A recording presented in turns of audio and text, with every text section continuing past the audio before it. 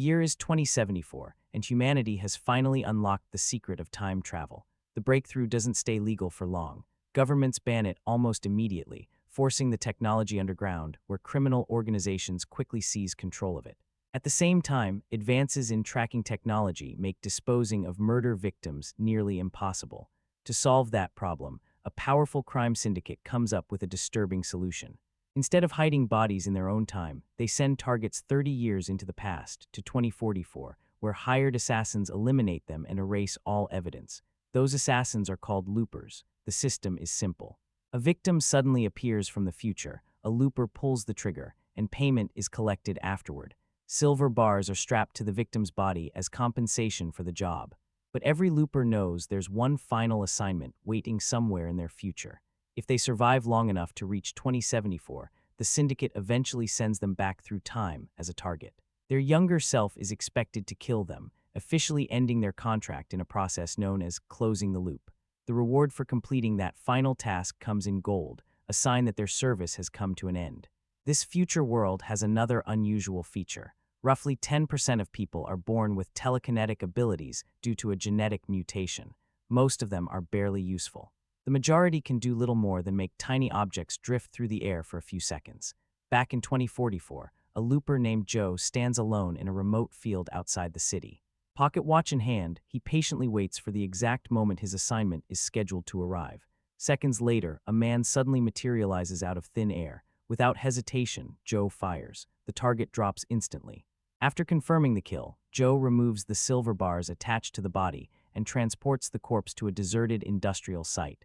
There, the evidence is completely destroyed in a furnace.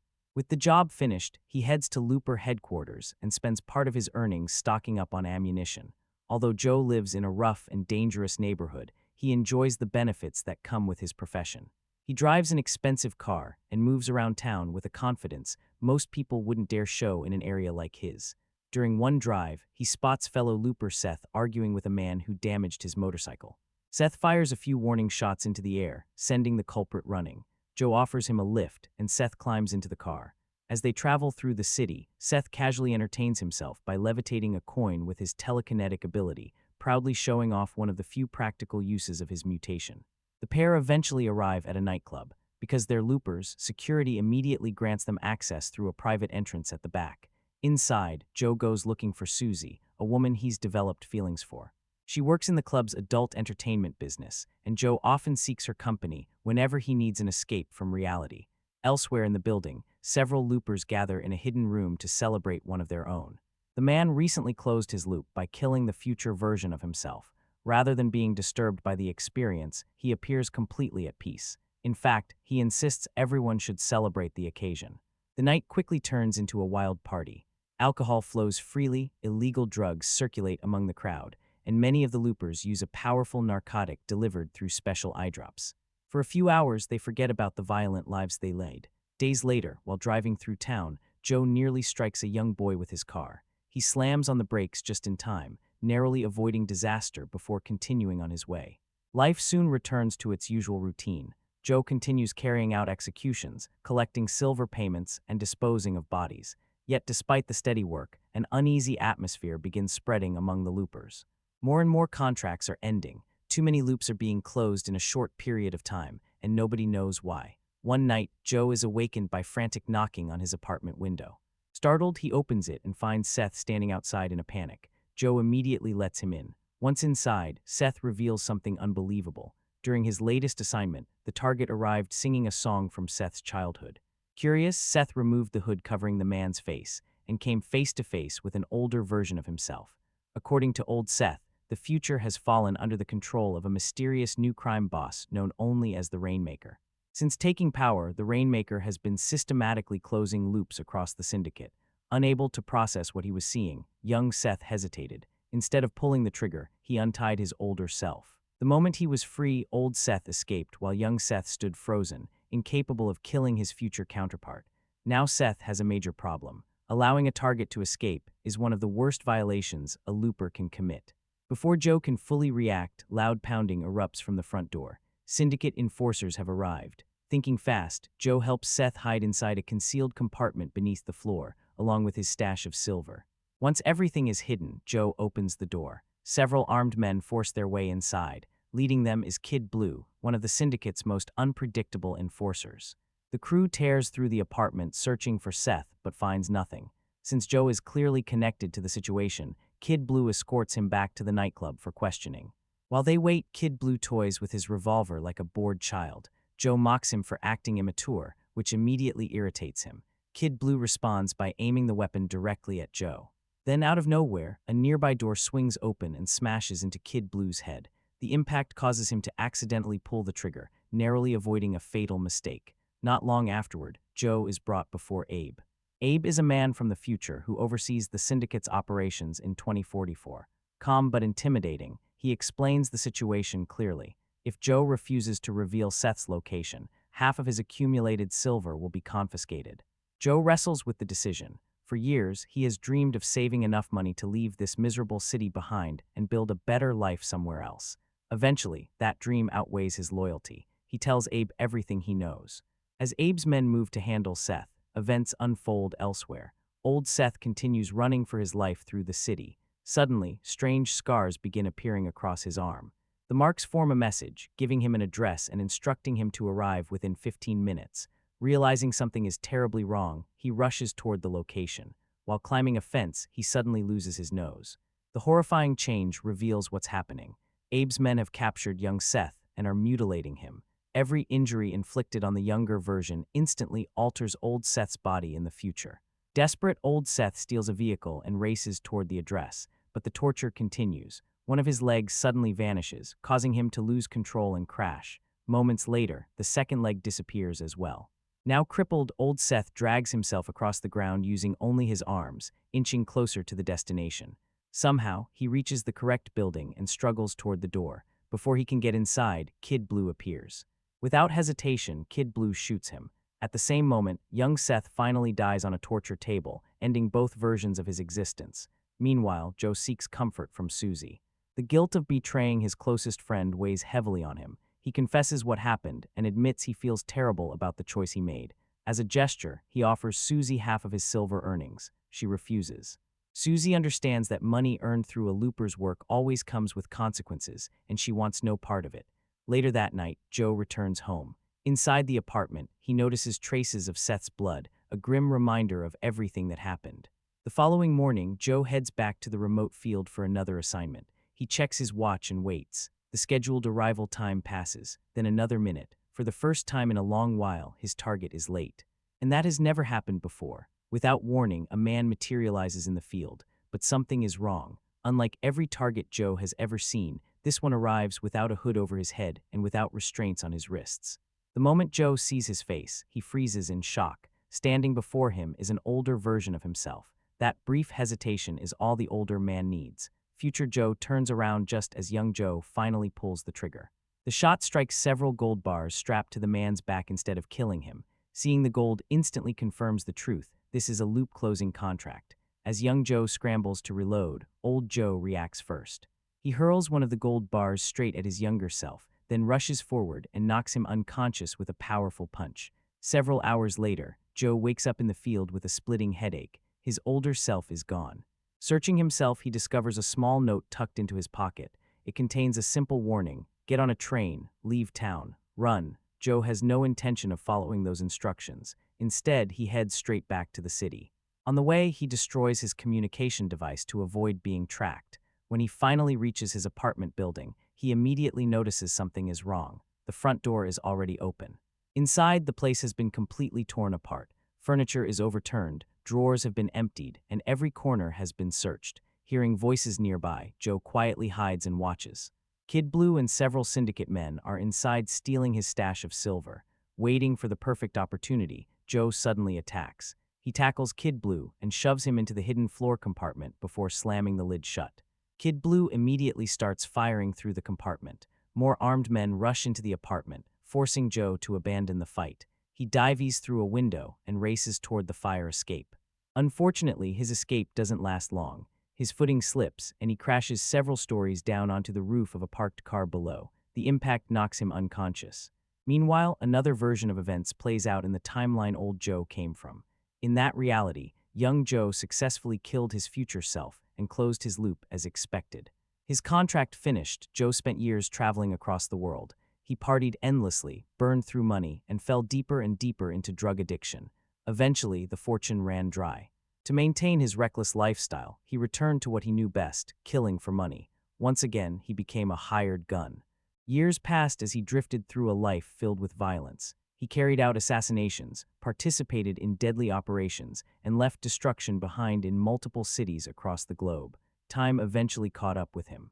Joe grew older. Then, 23 years after closing his loop, something unexpected happened. At a party, he met a woman unlike anyone he'd ever known. Their first interaction was hardly romantic. She simply flashed him an insulting gesture and walked away. Yet somehow, 2 years later, they were husband and wife. For the first time in decades, Joe found peace. Her influence changed everything. The addictions disappeared. The violence stopped. The hitman lifestyle was left behind. With her support, he finally became the person he never thought he could be. 5 years later, the future looks far darker. News broadcasts are filled with stories about a mysterious figure called the Rainmaker. Nobody knows exactly who he is, but his influence is spreading rapidly across the criminal world. One morning, Joe wakes up and notices strange numbers written across his arm. Before he can make sense of them, armed men storm into his house. They're from the syndicate. Joe immediately understands why they've come. It's 2074. His time has run out. The loop must be closed. Knowing resistance is pointless, Joe surrenders. The men take him into custody and burn his home behind them. Later, while being transported through an abandoned industrial complex, Joe sees an opportunity. The moment the guards let their guard down, he strikes. Despite his age, he overwhelms them with shocking speed and efficiency. One after another, the syndicate enforcers hit the ground. Within minutes, the entire team has been neutralized. After making sure the final man is unconscious, Joe pauses. He opens his pocket watch and looks at a photograph of his wife one last time. Then he steps into the time machine. A flash later, he arrives in 2044. This is the moment where the timelines diverge. Old Joe appears in the field, incapacitates his younger self, grabs a weapon, and escapes before the job can be completed. Once free, he stops at a small store to gather supplies. Rather than paying, he intimidates the owner with his gun and takes food and medicine. Soon afterward, something unusual begins happening. Fragments of young Joe's memories start surfacing inside his mind. Because both versions share the same life up to this point, their memories remain connected. Through these flashes, old Joe watches his younger self smash the phone and return to the apartment. Using those visions as a guide, he tracks young Joe's movements through the city. When he spots one of Abe's men watching the apartment from a vehicle, old Joe waits patiently. The second the lookout becomes distracted, old Joe fires. The man drops instantly. Old Joe takes the dead man's weapon and moves toward the building. At that exact moment, young Joe is climbing down the fire escape after escaping from his apartment. As young Joe loses his footing and falls, old Joe shoots another syndicate agent inside the building before rushing over and removing his younger self from the scene. News of the escape quickly reaches Abe. Realizing the situation has become far more dangerous than expected, he removes Kid Blue from direct control of the operation and begins organizing a larger effort to capture both versions of Joe. Elsewhere, young Joe regains consciousness at a train station. His older self has left him there deliberately, hoping he will finally leave town. Even now, Joe refuses. Meanwhile, old Joe breaks into a public library. Using the mysterious numbers from his arm, he accesses a database and begins searching for connections. The results reveal something shocking. The numbers correspond to 3 different children. Any one of them could potentially grow up to become the Rainmaker. Old Joe immediately prints their locations onto a map. As he leaves the building, new scars suddenly begin appearing on his arm. The fresh markings form another message, instructing him to meet at a diner. The following day, old Joe arrives at the location. Waiting inside is young Joe. A bandage wrapped around his arm confirms he was the one responsible for sending the message. The 2 versions of Joe sit across from one another, and despite the bizarre situation, order exactly the same meal. For the first time, they actually talk. Old Joe explains how he transformed after meeting his wife. He describes the darkest years of his addiction and how she never abandoned him, even when he gave her every reason to walk away. She stayed. She believed in him. She saved him. Then he tells young Joe what happened the day the syndicate arrived. As the enforcers surrounded the house, they spotted his wife standing near a window. Without hesitation, they killed her. Joe tried to reach her. He tried to fight. But before he could do anything, the men brought him down with electric stun weapons. the memory still haunts him. Afterward, old Joe turns the conversation toward the Rainmaker. According to future rumors, the mysterious criminal mastermind is responsible for mass killings, large-scale purges, and unimaginable bloodshed. In only 6 months, he managed to seize control of all 5 major crime syndicates. Even stranger, reports suggest he operates entirely alone. Nobody knows what he looks like. Nobody knows his real name. Nobody even knows where he came from. Old Joe reveals that before dying, another looper passed along the strange numbers as a clue. Using the map he printed, he explains his plan. He intends to find the Rainmaker while he's still a child and kill him before he can grow into the monster that devastates the future. If history changes, his wife might survive. Young Joe wants no part of it. Instead, he suggests a different solution. Why not simply meet another woman? Why not let the future change naturally and spare an innocent child? Old Joe immediately rejects the idea. He refuses to sacrifice the woman he loves. When young Joe reaches for his gun, the older version reacts instantly. A hard kick to the groin doubles him over. A sharp strike to the neck sends him crashing to the floor. At that exact moment, Abe's men arrive outside the diner. Gunfire erupts. Using his younger self as temporary cover, old Joe returns fire as armed syndicate agents storm into the building. The diner explodes into chaos. Bullets tear through windows and furniture while customers flee for safety. As the firefight intensifies, old Joe finally releases young Joe and tells him to run. While collapsing to the floor, young Joe secretly manages to tear away a section of the map, a small piece, but potentially enough to change everything. As chaos erupts inside the diner, young Joe suddenly turns his weapon on his older counterpart as well. The unexpected attack forces old Joe to dive through a nearby window to avoid being hit. Outside, he disappears before anyone can stop him. Not long afterward, Kid Blue arrives with reinforcements and launches a pursuit across the surrounding countryside. Despite the numbers on their side, keeping up with old Joe proves impossible. He knows how his younger self thinks, and he's experienced enough to stay several steps ahead. Within minutes, he slips away and leaves the search team behind. Once old Joe escapes, the syndicate agents shift their attention to young Joe. Knowing he'll be captured if he stays, Joe steals a hovering motorcycle and speeds through the open fields. The agents immediately follow. After putting some distance between them, Joe abandons the bike and disappears on foot.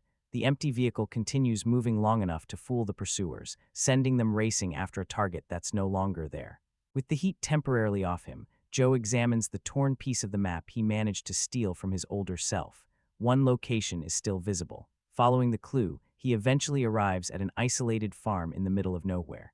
The property belongs to a woman named Sarah, who lives there with her young son, Sid. As Joe cautiously sneaks around the area, Sarah notices movement. She emerges from the house carrying a firearm and loudly warns whoever is out there to stay away from her property. Not wanting to reveal himself yet, Joe retreats into the tall grass and watches from a distance. Hours pass. As the day drags on, Joe begins suffering from severe withdrawal symptoms. Years of drug use are finally catching up with him, and without access to his usual supply, his condition steadily worsens. Meanwhile, back in the city, Abe has run out of patience. Furious over the failed operation, he confronts Kid Blue. The punishment is brutal. First, Abe takes away Kid Blue's gun. Then, without hesitation, he smashes Kid Blue's hand with a hammer, making it clear that failure has consequences. Later that evening, Sarah hears a suspicious sound outside her home. Thinking an intruder has returned, she grabs her weapon and fires toward the noise. As she cautiously investigates, she suddenly loses her footing and falls. Seeing what happened, Joe finally leaves his hiding place to help. The supposed threat turns out to be nothing more than a wandering drifter. The man immediately flees after spotting Joe's gun. The situation ends harmlessly, but Joe is in no condition to continue. His withdrawal symptoms overwhelm him. He vomits and collapses to the ground. Sarah refuses to let him pass out completely. She repeatedly slaps him awake while demanding answers. Sid also comes outside and quietly offers Joe some water. Back in the city, both versions of Joe have become wanted men. Police and syndicate agents are searching everywhere, forcing old Joe to take shelter underground in the sewer system. As he hides, flashes of young Joe's memories continue surfacing inside his mind. One vision shows Sarah slapping his younger self. To keep himself focused, old Joe repeatedly stares at the photograph of his wife, desperately trying to preserve the memories that matter most. The next morning, young Joe wakes up inside Sarah's barn. His hands are restrained. A short time later, Sarah arrives carrying the keys while keeping her weapon trained on him. She unlocks the cuffs and orders him to leave immediately. Joe refuses. Instead, he pulls out the map fragment containing the mysterious numbers. The moment Sarah sees them, her expression changes completely. Without warning, she fires. The bullet strikes Joe in the shoulder. At the exact same moment, a matching scar appears on old Joe's body due to the strange connection between their timelines. Demanding answers, Sarah presses Joe for an explanation. Fortunately, she already understands what loopers are and how time travel works. Joe doesn't need to explain the basics. Instead, he gets straight to the point. His older self believes her son is connected to a dangerous future and intends to kill him. Sarah then reveals something surprising. The numbers on the map aren't random at all. They're actually Sid's birth date combined with the identification code of the hospital where he was born. She also explains that 2 other boys were born in the same hospital on the same day. That means old Joe's list contains 3 possible candidates, and he's likely hunting them one at a time. Elsewhere, old Joe tracks down the first child on the list. He watches from a distance, struggling with what he's about to do. For a brief moment, doubt creeps in, then he pulls the trigger. The child dies. Afterward, old Joe leaves the house and breaks down emotionally. The murder accomplishes nothing. His memories remain exactly the same. The future hasn't changed. He has just killed an innocent child for no reason. Back at the farm, Sarah finally decides Joe may be useful. Since old Joe could arrive at any time, she allows young Joe to stay and help protect Sid. She also treats his shoulder wound. That night after Sarah goes to bed, Sid spends some time talking with Joe. The boy proudly shows him 2 toy frogs connected by a simple signal system. The idea is that if one frog moves, the other person immediately knows something is wrong. Joe is impressed by the clever setup. During their conversation, Sid reveals something unexpected. Sarah isn't his real mother. At least that's what he believes. He says he remembers another woman from when he was very young. According to him, she died when he was still a baby. What troubles him most is the feeling that he should have been able to stop it. The next morning, Joe gives one of the toy frogs to Sarah and tells her what Sid shared with him. Sarah finally explains the truth. She actually is Sid's biological mother. Years ago, her life in the city was unstable and dangerous. Believing she couldn't provide the future her son deserved, she left him at the farm with her sister. Sid grew up believing his aunt was his real mother, while Sarah remained in the background. Joe suggests she should tell Sid the truth. Sarah immediately shuts the idea down. She isn't ready for that conversation. Later in the day, Sarah helps Sid with his schoolwork. Everything seems normal until the subject of family comes up again. Suddenly, Sid loses his temper. He insists Sarah isn't his mother and warns her to stop lying before she ends up dead like the other woman. The outburst quickly escalates. He shoves Sarah away. Then something terrifying happens. The house begins shaking. Furniture rattles. Windows tremble. As Sid's anger spirals out of control, it becomes clear that his telekinetic abilities are far beyond anything normally seen in this world. This isn't the minor telekinesis most people possess. It's something vastly more powerful. Knowing what could happen, Sarah immediately rushes into a reinforced safe room designed specifically for moments like this. Eventually, Sid calms down. The violent shaking stops. Later, Sarah checks on him and the boy sincerely apologizes for losing control. Their quiet moment doesn't last long. A knock suddenly echoes through the house. Sarah opens the door and finds Jesse, one of Abe's men. He's disguised as a police officer and claims he's searching for dangerous criminals. Suspicious but unable to refuse, Sarah allows him inside. Meanwhile, Joe hides behind a couch with his weapon ready. As the fake officer begins looking around, Joe notices Sid coming downstairs. Desperately trying to avoid a confrontation, he silently motions for the boy to go back upstairs. Sid ignores him. Instead, he heads toward the kitchen and deliberately makes noise. Jesse immediately follows the sound, but it turns out to be a distraction. While Jesse searches the kitchen, Sid quietly slips out through another doorway and hides inside a cupboard beneath the staircase. Joe follows him. Inside the cupboard is a secret passage. A few minutes later, both of them emerge safely outside through a concealed tunnel connected to the house. They remain hidden until Jesse eventually leaves the property. Once the danger passes, they reunite with Sarah. Meanwhile, old Joe reaches the second address marked on the map. When he discovers who lives there, the situation becomes far more complicated. The second possible rainmaker isn't a stranger. It's Susie's young son. And for the first time since beginning his mission, old Joe finds himself completely devastated. Standing outside Susie's apartment building, old Joe hesitates. Despite everything that's happened, he still cares about her. The memories of their time together haven't faded, and because of that, he simply can't bring himself to go through with what he came there to do. He lingers outside for several minutes, wrestling with the decision. Unfortunately, the building's security cameras capture his presence.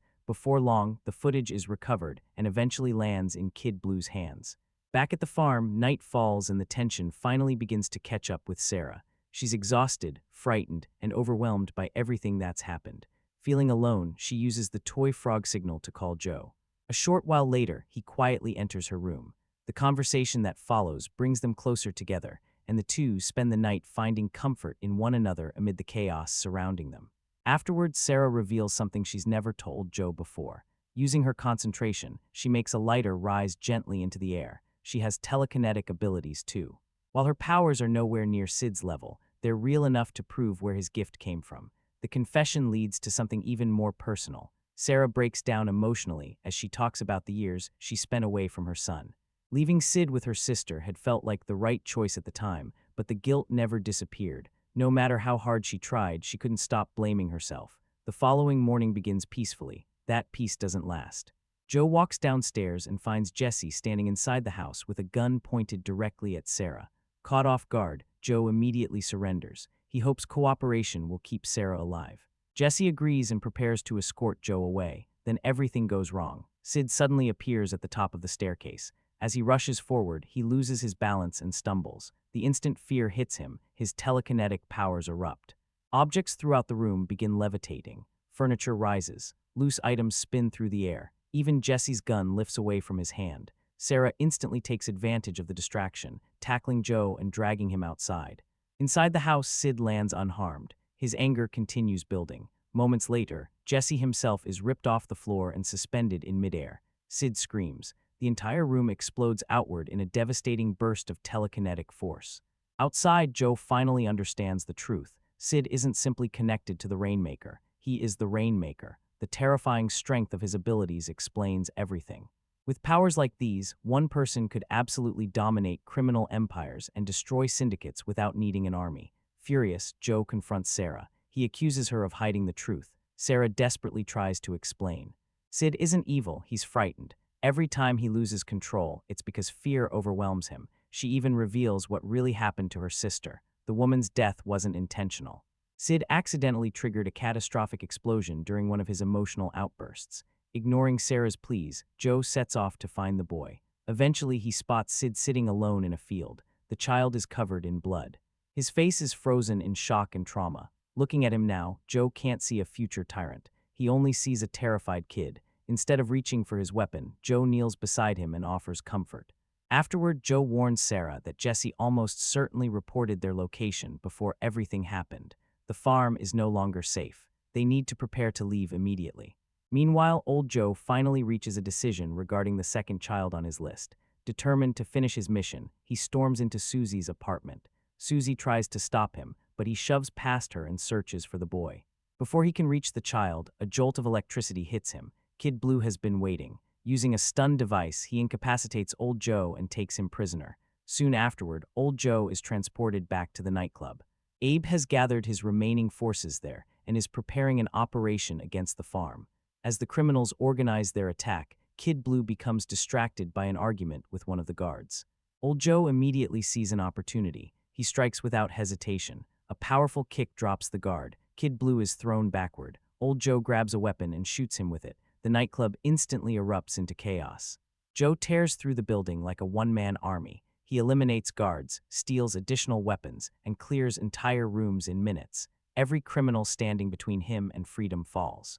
Using a hidden passageway, he moves deeper into the club while leaving a trail of bodies behind. At one point, he tosses an explosive into the main section of the building. The blast destroys the security system and throws the entire operation into disarray. Deep inside a private room, Abe hears the destruction getting closer and closer. For perhaps the first time, he's genuinely terrified. Eventually, the sounds stop. Some time later, Kid Blue regains consciousness. When he looks around, the nightclub resembles a battlefield. Everyone is dead, the guards, the syndicate members, even Abe himself. However, among the wreckage, Kid Blue discovers something important, the map leading to the farm. Not long afterward, old Joe arrives at the property carrying a vehicle loaded with gold bars. He tosses one of the bars toward his younger self. The message is simple: walk away. Young Joe refuses. Instead, he opens fire. Before the confrontation can continue, a hoverbike suddenly comes racing across the field. Kid Blue has arrived. The bike slams directly into young Joe, sending him crashing to the ground. Gunfire immediately follows. Old Joe and Kid Blue exchange shots while maneuvering around the field. Eventually, Kid Blue empties his weapon. Joe patiently waits until the man gets close enough. Then he fires. Kid Blue is blasted off the hoverbike. The vehicle spins out of control and crashes spectacularly. When the dust settles, young Joe realizes something alarming. Old Joe has vanished. Near the farmhouse, Sarah and Sid are already attempting to escape in a truck. Their route is suddenly blocked. Standing in the road is Old Joe. He immediately opens fire. Sarah floors the accelerator and tries to run him down. Sid panics. His powers erupt again. The truck lifts completely off the ground before flipping through the air and crashing upside down. Miraculously, both Sarah and Sid survive. They scramble from the wreckage and run into the fields. Old Joe follows relentlessly, firing as he advances. One bullet grazes Sid's cheek. The injury is enough. Sid loses control. A massive surge of telekinetic energy explodes outward. Sarah and Old Joe are lifted into the air. Another shockwave slams into young Joe as he approaches. Everything around them begins shaking under the force of Sid's rage. Realizing what is happening, Sarah focuses entirely on her son. She speaks gently. She tells him she's there. She tells him he's safe. Most importantly, she tells him she loves him. The words reach him. Slowly, the storm begins to fade. The floating debris drops. The shaking stops. Sid regains control. Sarah immediately runs to him and wraps herself around him protectively. At that moment, Old Joe raises his gun once more. He's ready to take the shot. Watching everything unfold, young Joe suddenly understands the truth. This entire nightmare has been feeding itself in a loop. If Old Joe kills Sarah, Sid will experience unimaginable trauma. That pain will shape him into the ruthless rainmaker of the future. The very mission meant to stop the rainmaker is actually creating him. Joe finally sees the only way to end the cycle. The violence has to stop with him. Without hesitation, young Joe turns the gun on himself and pulls the trigger. Instantly, Old Joe vanishes from existence. The future that created him is erased. The cycle is broken. Later, after the danger has passed, Sarah treats the wound on Sid's face and puts him to bed. Only then does she return to the field where everything ended. Scattered across the ground are the gold bars left behind. Among them, she finds Joe's pocket watch. Holding it in her hands, she pauses for a final moment of reflection. Then, with quiet sadness, she says goodbye to the man who gave his life to save her son. Looper is one of those movies that's almost impossible to have a completely neutral opinion on. Seriously, whenever this film comes up, the conversation usually goes one of two ways.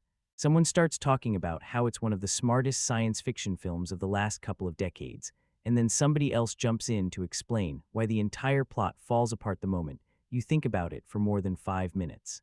And honestly, I kind of understand both sides. What's interesting is that Looper wasn't one of those movies that arrived quietly and disappeared. It generated a lot of excitement before release. People were talking about it as this fresh, original sci-fi thriller at a time when a lot of big studio science fiction was leaning heavily on sequels, franchises, and familiar formulas. Then audiences finally saw it and the reaction was complicated. A lot of viewers absolutely loved it. They saw a film packed with ideas, not just one big science fiction concept, but several.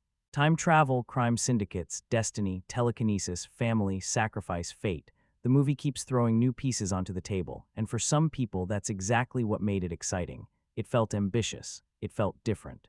It felt like a movie that actually wanted the audience to engage with it, rather than just sit back and watch things explode.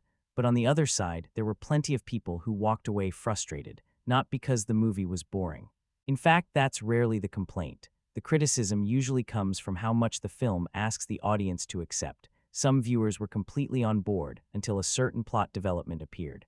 Others couldn't get past the time travel mechanics. Some loved the emotional direction the story eventually takes, while others felt it drifted away from the stronger ideas introduced at the beginning. What's fascinating is that even people who didn't fully enjoy Looper often seem to remember it. And that's not always true for science fiction movies. There are plenty of technically well-made films that disappear from your memory a week later. Looper isn't really one of them. Whether you loved it, hated parts of it, or spent the entire runtime trying to figure out how its timeline works, the movie tends to stick around in your head. I think part of that comes from how fearless it is. The film takes risks that a lot of mainstream releases avoid. Sometimes those risks pay off beautifully. Sometimes they create new problems. But the movie never feels like it's playing it safe. And because of that, people tend to focus on different things when judging it. Some viewers see an intelligent science fiction story that rewards attention. Others see a movie that mistakes complexity for depth. Some praise its originality. Others point to its inconsistencies. Some are invested in the emotional themes by the end, while others wish it had stayed focused on the crime thriller elements that hooked them in the first place. It's rare to find a film where the exact same scene can be praised by one viewer and criticized by another for completely opposite reasons. Yet Looper seems to create that reaction over and over. The strange thing is that all of those responses actually say something positive about the movie, because nobody argues this much about something forgettable. Nobody spends years debating a film that didn't leave an impression. Looper may not be universally loved, it may not even be universally understood, but more than a decade later, people are still discussing its ideas, defending its choices, questioning its logic, and recommending it to friends with some variation of, "Just watch it and see what you think." And honestly, that might be the best description of Looper's reputation. It's not a movie that everybody agrees on. It's a movie that everybody seems to have an opinion on. One thing that becomes pretty clear while watching Looper is that this doesn't feel like a movie that came out of a studio committee meeting. For better or worse, it feels like one person's idea. You can sense that throughout the entire film. Rian Johnson had already built a reputation for approaching familiar genres from unusual angles, and Looper might be the best example of that mindset. On paper, this could have been a straightforward time travel action movie. You take a cool premise, throw in some gunfights, add Bruce Willis, and call it a day. Instead, Johnson keeps pushing the story in directions you don't expect. What's interesting is that he never seems satisfied with just one idea. Most filmmakers would build an entire movie around the concept of assassins killing targets sent back through time. Johnson starts there and then keeps layering things on top of it: organized crime, future dystopias, telekinetic abilities, family drama, questions about destiny, questions about choice. At times, it almost feels like he's daring the audience to keep up, and somehow, most of the time, he manages to hold it together. What I appreciate is that Johnson doesn't spend the entire movie trying to explain every little detail of the world. A lot of science fiction films get trapped in exposition. Characters stand around explaining rules, technology, and history for 10 minutes at a time. Looper usually avoids that. Instead, the world reveals itself through conversations, small details, and observations.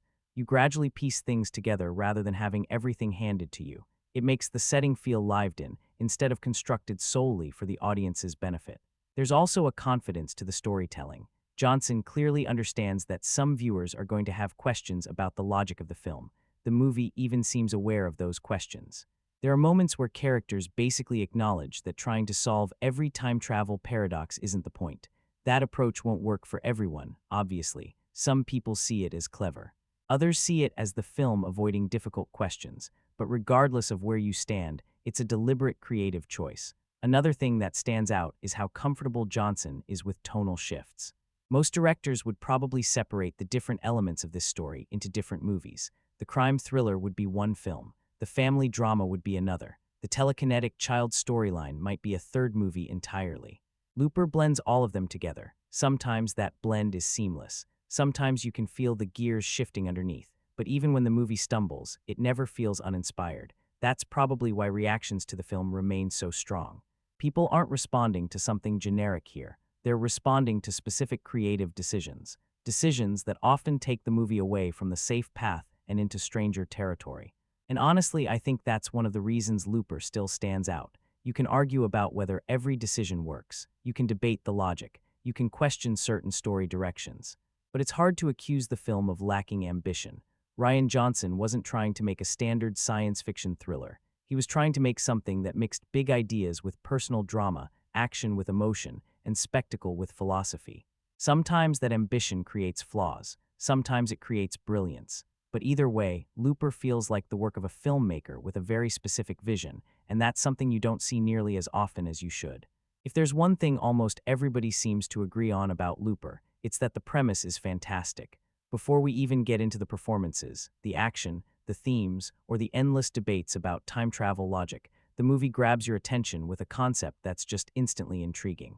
The idea is simple enough to understand in a few sentences, but strange enough that you immediately want to know more. In the future, disposing of bodies has become incredibly difficult. So criminal organizations come up with a solution. Instead of killing people in their own time, they send them 30 years into the past, where hired assassins are waiting to eliminate them. That's already a pretty strong setup. But then the movie introduces the detail that elevates the entire concept. Eventually, those assassins are required to kill their future selves. The moment that idea is introduced, Looper stops feeling like a typical science fiction movie and starts feeling like something much more unsettling. Because suddenly the job isn't just about murder, it's about accepting your own death. Every Looper knows exactly how the arrangement ends. They enjoy the money, the freedom, and the lifestyle, but somewhere in the back of their mind, they know that one day they'll be standing on the opposite side of the gun. There's something darkly fascinating about that. It's the kind of concept that sounds obvious once you've heard it, yet somehow nobody had really built a major film around it in quite the same way. That's probably why the movie generated so much attention when people first heard about it. Even those who eventually had issues with the execution often admitted that the basic idea itself was incredibly creative. And what makes it work is that it isn't just a gimmick. A lot of science fiction films come up with a clever hook and then run out of interesting things to do with it. Looper keeps finding new ways to explore the consequences of its premise. Every major conflict in the story grows directly out of that central idea. The entire movie exists because one man refuses to accept the fate built into the system. That's it. One decision, one broken loop. And suddenly the whole structure starts collapsing. I also like how the premise feels both futuristic and weirdly practical at the same time. The mob isn't using time travel to conquer nations, become rich, or reshape history. They're using the most advanced technology imaginable to solve a criminal disposal problem. It's absurd when you think about it, but it's exactly the kind of absurdity that makes great science fiction memorable. The movie takes something extraordinary and applies it to something mundane. That's where a lot of the fun comes from. Of course, once you start examining the details, questions begin to appear. Lots of them. Some viewers spend half the movie wondering why organized crime would use time travel this way in the first place. But that's a discussion for later. At the level of pure concept, Looper absolutely succeeds. It's one of those rare premises that immediately sparks curiosity. You hear it once and your brain starts filling in possibilities. What would happen if someone escaped? What would happen if you met your future self? What would happen if you knew exactly how your life was supposed to end? Those questions are built into the foundation of the movie. And before Looper even starts exploring its bigger themes about fate, sacrifice, family, and consequences, it earns your attention simply by presenting a science fiction idea that feels genuinely fresh. Not many films can say that. Even years later, people still describe Looper by talking about its premise first. That's usually a sign that the filmmakers came up with something special. One of the smartest things Looper does is take its big science fiction concept and build an entire system around it. Because the movie isn't really about time travel at first. It's about a job. A weird, horrifying job, but a job nonetheless. Joe wakes up, gets dressed, goes to a designated location, waits for someone to appear, pulls the trigger, collects his payment, and goes home. That's his routine. That's his profession. And the scary part is how normal it all feels to him. The film doesn't introduce the Loopers as tortured souls questioning their morality every day. Quite the opposite. Most of them have accepted the system completely. It's just the way the world works for them, and that's what makes the whole thing unsettling. These guys aren't hunting targets. They're not tracking criminals across the city. They're standing in empty fields waiting for human beings to appear out of nowhere. A few seconds later, the job is done. No names, no conversations, no personal connection, just another payday. The mob has basically turned murder into an assembly line. What I find fascinating is how the movie presents this arrangement almost like a business contract. The Loopers know the rules, they know the rewards, and most importantly, they know how their careers end. Eventually, every Looper has to close the loop. That's the phrase the film uses, and honestly, it's one of the most memorable concepts in the entire movie. Closing the loop means your future self gets sent back in time, and you're the one who has to pull the trigger. That's your retirement package. You kill the older version of yourself, receive a massive payout in gold, and spend the next 30 years living however you want until the day arrives when you become that older version. It's such a disturbing arrangement because everyone involved willingly accepts it. Think about that for a second. These men are essentially signing a contract that includes their own execution. They know exactly what's waiting for them. Yet the money is so good and the lifestyle is so attractive that they keep participating anyway. There's something almost tragic about it. The Loopers convince themselves that 30 years is a lifetime away. Future problems belong to future versions of themselves. Why worry about something that's decades down the road? Of course, that's easy to say until that future version suddenly appears standing right in front of you. And that's where the entire system starts breaking down, because the system only works if everyone follows the rules. The older version has to accept death. The younger version has to pull the trigger. No hesitation, no questions. No second chances. The moment somebody refuses, the entire machine begins to malfunction. That's why old Joe escaping isn't just a personal problem for Joe. It's a threat to the entire structure. The mob can't allow people to break the system because the system depends entirely on certainty. The irony is that this organization has built a business model around controlling fate, but fate turns out to be the one thing they can't fully control. And that's why I think the looper system is more than just a clever plot device.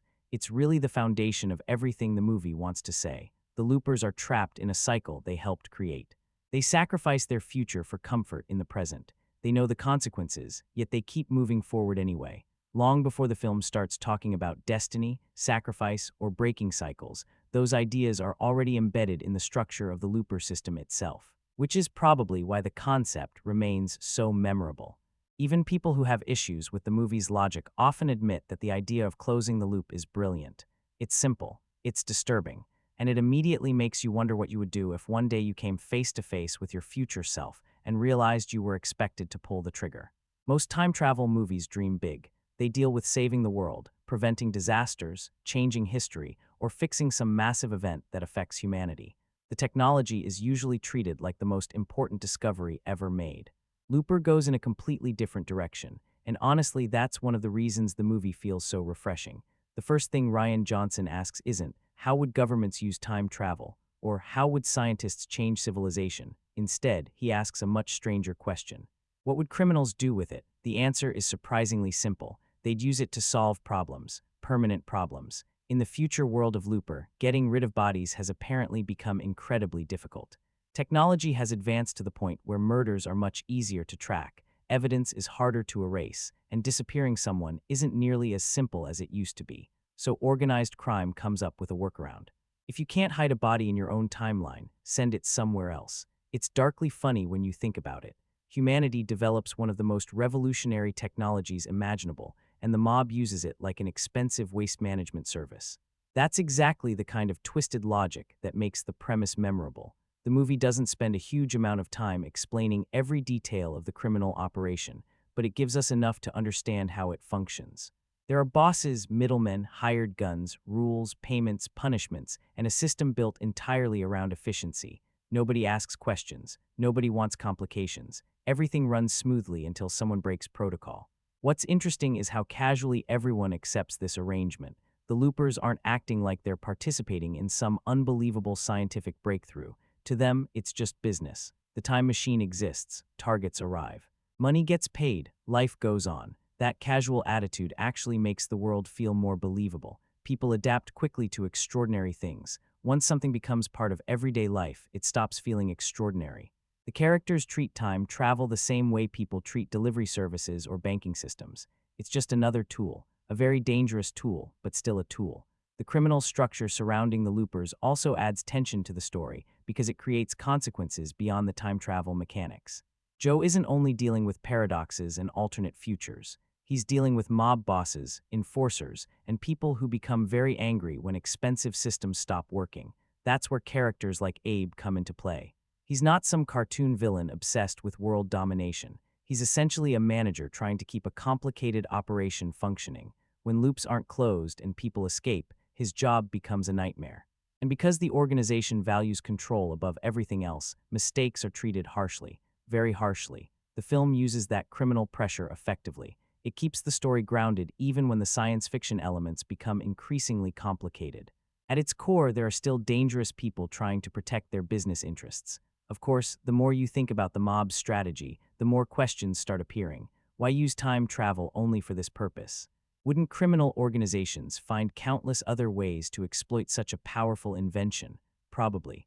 That's one of the recurring criticisms of the movie. The entire operation begins to look less practical the longer you analyze it. But during the film itself, it works because the idea is so creatively twisted. There's something fascinating about seeing a futuristic technology used in such a mundane and brutal way. The movie takes an incredible scientific achievement and reduces it to a criminal shortcut. And somehow, that makes the world feel even darker, because it suggests that no matter how advanced society becomes, some people will always find a way to use progress for profit. The technology changes, human nature doesn't. That's one of the more interesting ideas quietly sitting underneath Looper's story. The future may look different, but greed, power, violence, and organized crime are still very much alive. They're just operating with better equipment now. One thing I really appreciate about Looper is that it doesn't spend half its runtime showing off the future. A lot of science fiction movies fall into that trap. The moment they get the chance, they start flooding the screen with flying cars, giant holograms, futuristic cities, and enough digital effects to make sure you never forget you're watching a science fiction film. Looper takes a much quieter approach. The future here doesn't feel shiny or exciting. It feels worn out. It feels like a world that's been patched together after years of decline. Society is still functioning, but barely. There's a sense that things have slowly gotten worse rather than suddenly collapsed. You don't get long speeches explaining what happened. You simply feel it in the environment. And honestly, that makes the setting more believable. The future in Looper isn't some distant fantasy world. It feels like an extension of problems that already exist. Poverty is still there. Crime is still there. Corruption is still there. The rich seem to be doing fine, while everyone else is just trying to get by. That atmosphere hangs over the entire movie. Even before the story introduces bigger concepts like the Rainmaker, you get the feeling that this world is headed somewhere dark. The characters aren't living in a hopeful future. They're surviving in one. What I like is how the movie trusts the audience to notice these details without stopping the story every few minutes for explanations. You'll hear characters casually mention things. You'll see technology that's slightly more advanced than what we have today. You'll catch glimpses of social problems that seem familiar but more severe. The movie never sits you down and says, "Here's how the future works." It just lets you absorb it naturally. That approach extends to the technology as well. There are futuristic motorcycles, communication devices, weapons, and transportation systems, but none of them feel like the main attraction. They're simply part of everyday life. The characters aren't impressed by them because they've lived with them their entire lives, and that subtlety helps the world feel authentic. One of the more interesting background details is the emergence of telekinetic abilities among parts of the population. Early on, it's treated almost like an odd genetic mutation that people have learned to live with. Most individuals only seem capable of minor tricks, and society doesn't appear dramatically transformed because of it. At first, it feels like a small piece of world building. Later, of course, it becomes much more important, but even before then, it contributes to the feeling that this future has evolved in unexpected directions. Another thing that stands out is how the world reflects the moral condition of the characters living in it. Joe's lifestyle tells you a lot about the society around him. He's making good money, but he isn't building anything meaningful. Most of his earnings disappear into temporary pleasures, drugs, parties, short-term satisfaction. There's a sense of emptiness underneath it all. That isn't just about Joe, it's about the world he inhabits. Many of these characters seem trapped in systems they don't fully control. They're earning money, following rules, and surviving day to day without thinking much about the long-term consequences. Which is ironic considering this is literally a movie about the future. The Rainmaker storyline adds another layer to the world building as well. Long before we learn much about the character, the name carries weight. People speak about the future almost like it's being shaped by a force they don't completely understand. It creates a sense of mystery hanging over the story. Something bad is coming. The audience knows it. The characters know it. But nobody fully understands it yet. That uncertainty helps make the world feel larger than what we're seeing on screen. And that's probably Looper's biggest strength when it comes to world building. It doesn't try to explain everything. In fact, there are plenty of unanswered questions by the end of the movie. Some viewers may find that frustrating. Others may enjoy filling in the gaps themselves. Personally, I think it works. The world feels lived in rather than overexplained. We get enough information to understand how people survive, how the criminal system operates, and why the future feels increasingly unstable. Most importantly, the setting serves the story instead of overwhelming it. The future isn't there to impress us. It's there to create pressure, to create consequences, and to remind us that every decision these characters make is helping shape a world they may never actually live long enough to see. Before Looper becomes a story about destiny, sacrifice, time paradoxes, or saving the future, it's really a story about a guy who's gotten far too comfortable with a terrible job, and that guy is Joe. One of the smartest things the movie does early on is show us just how normal this life has become for him. Joe isn't introduced as a conflicted antihero wrestling with morality. He isn't losing sleep over the people he kills. He isn't looking for a way out. Actually, he's doing pretty well, at least from his perspective. He's young, making more money than most people around him, and living exactly the kind of lifestyle you'd expect from someone who believes consequences are a problem for another day. He has cash, freedom, drugs, parties, and absolutely no reason to think about the future, which is funny considering his entire job revolves around the future. There's something almost tragic about that when you look back on it later. Joe spends his days killing strangers sent back through time, collecting silver bars, and then wasting most of his earnings on temporary pleasures. It's a routine. A dangerous one, obviously, but still a routine. Wake up, go to work, pull the trigger, get paid, repeat. And because Joseph Gordon-Levitt plays him with such casual confidence, you understand how deeply Joe has settled into this existence. He doesn't see himself as a monster. He doesn't see himself as a victim either. He's just someone doing a job, a really awful job, but a job nonetheless. What makes Joe interesting isn't that he's a good person. Early in the film, he's honestly kind of difficult to like. He's selfish. He's impulsive. He thinks mostly about himself. When opportunities appear, he usually chooses whatever benefits him most. And the movie doesn't try to hide those flaws. If anything, it leans into them. That decision ends up being important because Joe isn't supposed to start as a hero. The story needs somewhere to take him.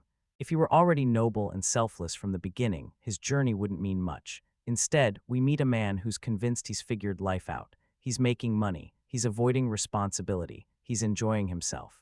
What could possibly go wrong? Well, everything. The Looper lifestyle itself plays a huge role in shaping who Joe becomes. These assassins are rewarded for thinking short-term. They're paid to focus on the present and ignore the future. In a strange way, the entire system encourages the exact behavior that eventually traps them. Enjoy today. Don't worry about tomorrow. Tomorrow's somebody else's problem. The irony, of course, is that tomorrow literally becomes Joe's problem when his older self appears. But before that happens, the film spends just enough time showing us what Joe's everyday existence looks like. We see the confidence. We see the arrogance. We see the comfort that comes from believing you're in control of your own life. And that's why the story works. Because when everything starts falling apart, we're not watching a hero lose control. We're watching someone discover that he never really had control in the first place. There's also a subtle sadness underneath Joe's lifestyle that becomes more obvious on repeat viewings. He has money, but no real purpose. He has freedom, but no direction. He has people around him, but very few meaningful connections. For someone who appears to have everything he wants, he actually seems surprisingly empty. The movie doesn't hammer that point home with speeches or dramatic moments. It just lets you notice it gradually. And once old Joe enters the picture, that emptiness suddenly matters. Because now Joe is forced to look at the person he eventually becomes, not some random future. His future, every bad habit, every selfish decision, every shortcut, every mistake, standing right in front of him. That's when Looper stops being a movie about an assassin and starts becoming a movie about self-confrontation.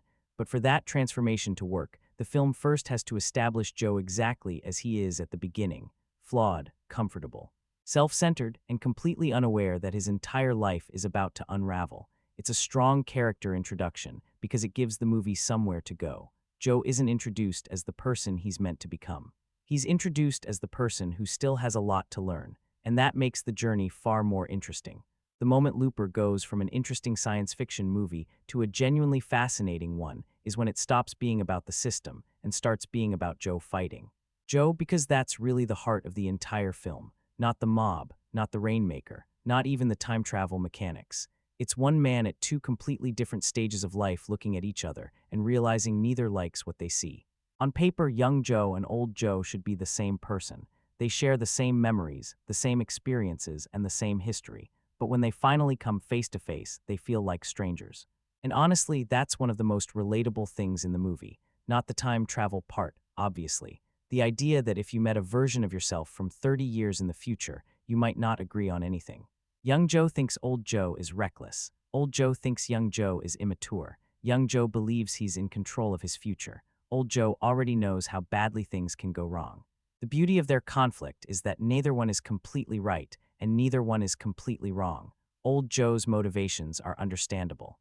He lost the person who gave his life meaning. From his perspective, everything he's doing is driven by love and grief. He's not trying to take over the world. He's trying to undo a tragedy.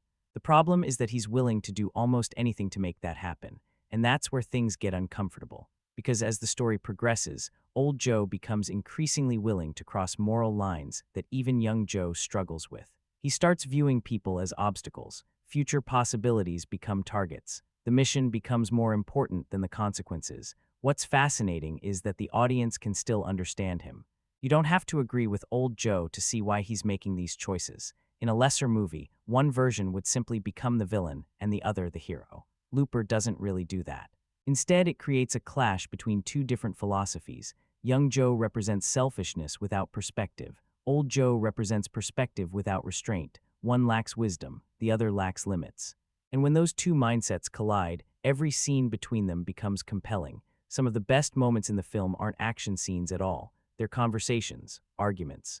Two men trying to convince each other that they're right while secretly realizing they probably would have made the exact same choices under similar circumstances. There's even something tragic about the whole situation. Old Joe keeps trying to save his future. Young Joe keeps trying to protect his present. Neither fully understands that they're trapped in the same cycle. And because they're the same person, every conflict becomes personal in a way that's impossible for a traditional hero versus villain story to achieve. When Joe is fighting old Joe, he's really fighting his own future, his regrets, his fears, his potential, even his own nature. That's why the movie works best when it focuses on them. The larger plot is important, sure. The Rainmaker mystery matters, the future matters, the criminal underworld matters, but the emotional core of Looper is watching one man confront the person he eventually becomes and asking a question most people never have to face. If you could see exactly who you're going to become 30 years from now, would you be proud of that person, or would you try to stop them? That's the question sitting underneath every scene between young Joe and old Joe. And it's what elevates the film beyond being just another clever time travel thriller. The science fiction premise may get people interested in Looper, but the conflict between these two versions of Joe is what keeps the story emotionally engaging all the way through. One of the biggest challenges Looper faces is convincing the audience that Joseph Gordon-Levitt eventually becomes Bruce Willis. That's not an easy task. Forget the makeup for a moment. Forget the prosthetics. Forget the altered facial features. Even without all of that, Gordon-Levitt has to carry the burden of making us believe we're watching the younger version of a character we've already spent decades seeing Bruce Willis play. And honestly, that's a pretty tough assignment. What I like about Gordon-Levitt's performance is that he doesn't approach it as a simple impersonation. Well, most of the time, you can tell he studied Bruce Willis closely. The way he talks, certain facial expressions, the pauses in his speech, even some of his body language. There are moments where you can almost see the future version of Joe hiding underneath the younger one. It's subtle in some scenes. In others, it's impossible to miss, and that's where the performance becomes interesting, because Gordon-Levitt is balancing two jobs at once. First, he has to create a believable character. Second, he has to convince us that character eventually becomes Bruce Willis. Sometimes those goals work together beautifully. Sometimes they compete with each other. There are scenes where his mannerisms feel incredibly natural, like we're genuinely watching an earlier version of the same person. Then there are moments where you become aware of the performance itself, almost noticing the effort behind it. But even when that happens, there's still something impressive about the commitment. This wasn't the easy version of the role. The easy version would have been playing Joe exactly like Joseph Gordon-Levitt normally plays a character. Instead, he takes on an extra layer of responsibility, constantly trying to bridge the gap between himself and Willis. Beyond the physical similarities, though, what really sells the performance is Joe's personality. Early in the film, Gordon-Levitt makes Joe feel confident, arrogant, and completely comfortable with the life he's built. He's not questioning his choices. He's not searching for redemption. He's living for today and assuming tomorrow will sort itself out. There's a certain selfishness to him, a certain immaturity. And Gordon-Levitt leans into those qualities without trying to make Joe more likable than he actually is. That's important. A lot of movies are afraid to let their protagonist be flawed. Looper isn't. Joe can be reckless. He can be cold, he can be self-serving. At times, he's even frustrating, but he always feels human. And because of that, when the story starts forcing him to confront bigger questions about responsibility, sacrifice, and consequences, the character's growth feels earned rather than manufactured. Another thing I appreciate is how Gordon-Levitt handles the film's more complicated scenes. Looper throws a lot at him. Action sequences, emotional moments, complex exposition, scenes where he's essentially arguing with himself. The performance has to adapt constantly as the movie shifts genres and tones. One minute it's a crime thriller. The next, it's a science fiction mystery. Then suddenly it becomes something more emotional and reflective. Throughout all of that, Gordon-Levitt remains the anchor. Even viewers who had issues with certain story decisions often singled him out as one of the movie's strongest elements. and I can see why. Because regardless of how you feel about the time travel logic, the telekinesis storyline, or the various twists, the film needs someone capable of holding all those pieces together. Gordon-Levitt does exactly that. Now, whether he completely convinces everyone that he's a young Bruce Willis is another conversation entirely. Some people buy it, others never do, but that's less about the performance and more about the challenge itself. The reality is that he's asked to accomplish something incredibly difficult, and for the most part, he pulls it off. By the end of the film, you stop thinking about Joseph Gordon-Levitt trying to become Bruce Willis. You start thinking about Joe, and honestly, that's probably the biggest compliment you can give the performance, because beneath all the makeup, all the mannerisms, and all the science fiction concepts, he creates a character that's compelling enough to stand on his own. And that's what ultimately makes the performance work. Bruce Willis has played a lot of tough guys over the years. By the time Looper came out, audiences already knew exactly what they were getting when his name appeared on a poster. The sarcastic action hero, the guy with a gun, the guy who somehow survives impossible situations while looking annoyed the entire time. And to be fair, Looper definitely gives him opportunities to do some of that. There are shootouts. There are chases. There are moments where old Joe feels like the most dangerous person in the room. But what surprised me is that the role asks for more than just the usual Bruce Willis routine. Old Joe isn't simply a hardened killer. He's a man who's already lived through the consequences of the choices young Joe hasn't made yet. That's what makes the character interesting. When we first meet him, he's carrying something young Joe doesn't fully understand: experience, regret, loss. He's already seen where this road leads. And unlike most time travel stories where the older version exists mainly to provide information, old Joe arrives with a mission. He's not there to explain the future. He's there to change it. That immediately creates tension because his goals aren't clean or heroic. In fact, the more the movie unfolds, the more uncomfortable some of his decisions become. What's fascinating is that Willis never plays old Joe like a traditional villain. He isn't evil. He isn't power-hungry. He isn't trying to conquer anything. He's grieving.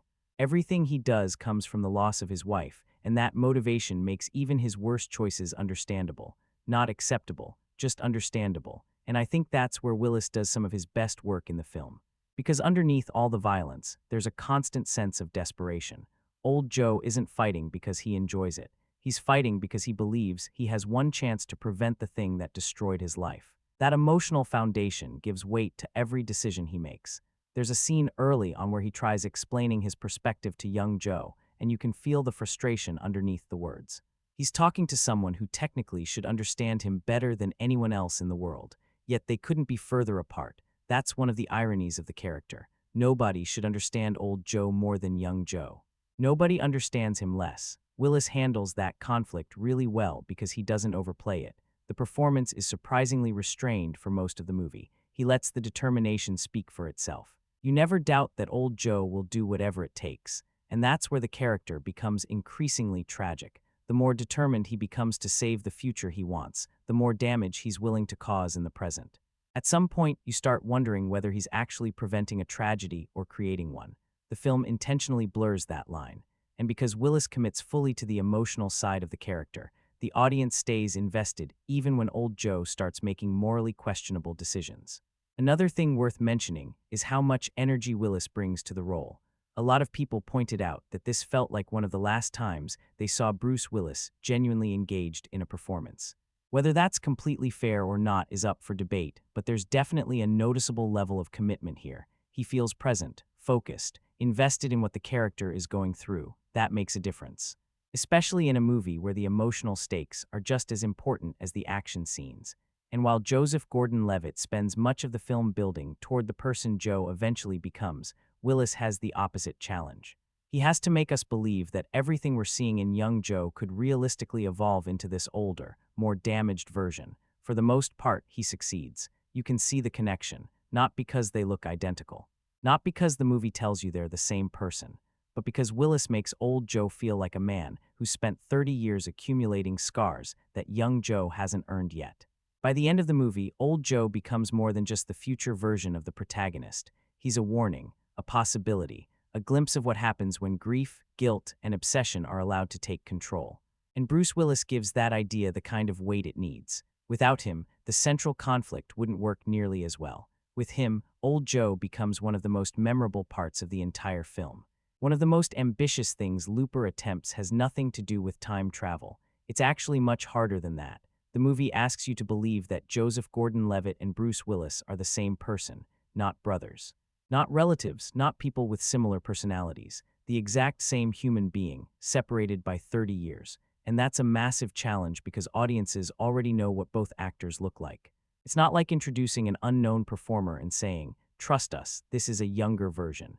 These are two instantly recognizable faces, so from the very beginning, the film is fighting an uphill battle. What's interesting is how seriously it takes that challenge. Most movies would probably just cast a younger actor, mention they're the same character, and move on. Looper goes much further. Gordon-Levitt underwent extensive makeup work designed to reshape parts of his face and bring his features closer to Bruce Willis's. You notice it immediately. Sometimes that's a good thing, sometimes it's a problem.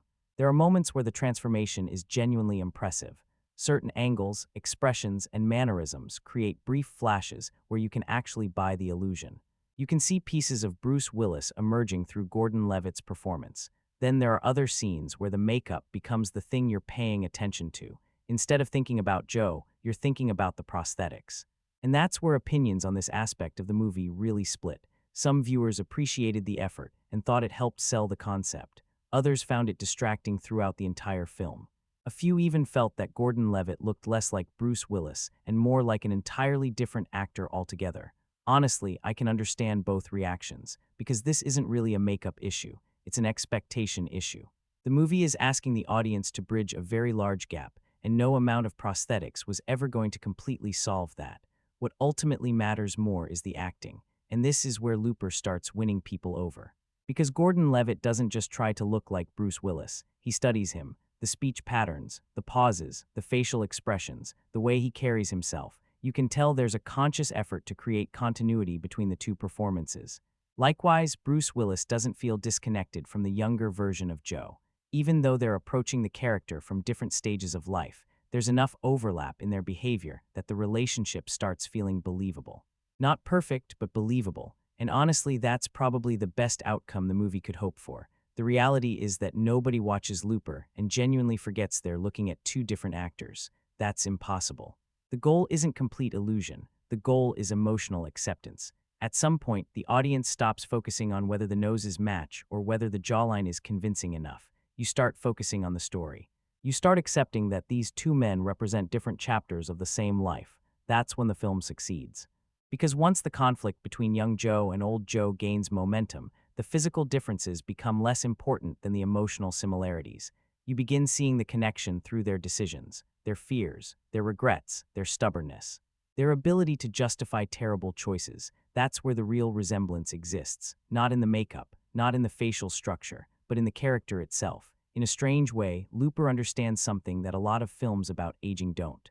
People don't become different people as they grow older. They become altered versions of who they already were. The same flaws remain. The same instincts remain. The same fears remain. They're just shaped by more experience. And that's exactly what young Joe and old Joe feel like. Not identical copies, not perfect matches, just two versions of the same person who ended up taking different emotional journeys through the exact same life. The fact that so many people still discuss this casting choice years later is probably proof that it worked more often than it didn't. Because whether you were convinced by the transformation or distracted by it, you were thinking about it. And in a movie built around the idea of confronting your future self, that's actually pretty important. Now we get to the part of Looper that has probably caused more debates than anything else in the movie. The time travel, not the action. Not the ending, not the telekinetic kid. The actual mechanics of how this world is supposed to work. And honestly, your enjoyment of Looper might depend heavily on how much you're willing to let slide. Because this is one of those films where the more you analyze the timeline, the more complicated things become. What's funny is that Looper seems fully aware of this. There's a moment in the film where the characters basically acknowledge that sitting around trying to map out every paradox would take all day. It's almost like Rian Johnson is looking directly at the audience and saying, "Trust me, this isn't the road you want to go down." And he's probably right, because once you start pulling on certain threads, the entire sweater begins to unravel. The biggest source of discussion is the relationship between young Joe and old Joe. In many time travel stories, different versions of the same person are prevented from interacting. The logic is usually that such an encounter could create paradoxes capable of damaging the timeline. Looper doesn't care about that rule. Young Joe and old Joe don't just meet. They sit together, talk together, argue together, share information, influence each other's decisions. Basically, they do everything time travel movies usually tell you not to do, and that immediately raises questions. If old Joe changes something in the past, how does that affect his own memories? Why do some changes appear instantly while others don't? How can certain events continue happening if the timeline has already been altered? The movie offers answers to some of these questions. Others are left hanging. Then there's the bigger issue surrounding the entire Looper system itself. Think about it.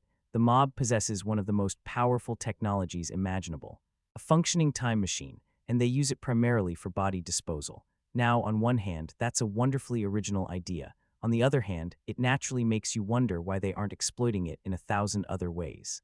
Wouldn't criminals use time travel for financial gain, political influence, information gathering, market manipulation? Almost certainly. But Looper deliberately narrows its focus because the story isn't really interested in exploring every possible application of time travel. It's interested in Joe. That's an important distinction. A lot of criticism aimed at the film comes from treating it like a scientific puzzle when it's actually functioning more like a character-driven thriller.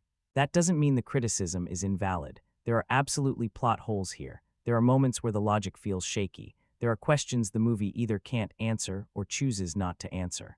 Even the central premise creates complications. Closing the loop sounds straightforward until you start asking how the loop began in the first place, or how old Joe's future can exist if young Joe continuously changes events, or whether multiple timelines should be forming every few minutes. The deeper you go, the messier it gets, and yet, for a surprising number of viewers, it still works. Why? Because the emotional logic is often stronger than the scientific logic. You understand why old Joe is making certain decisions. You understand why young Joe resists him. You understand what's at stake emotionally, even when the mechanics behind it become questionable. That's one of Looper's greatest strengths and weaknesses at the same time. The movie wants you to feel the consequences more than calculate them. For some audiences, that's exactly the right approach. For others, it's frustrating, especially if you're the type of viewer who enjoys carefully constructed time travel systems where every rule fits together perfectly. Looper isn't that movie. It's much more interested in exploring themes of fate, regret, and choice than building a mathematically flawless timeline. And honestly, I think that's why reactions remain so divided.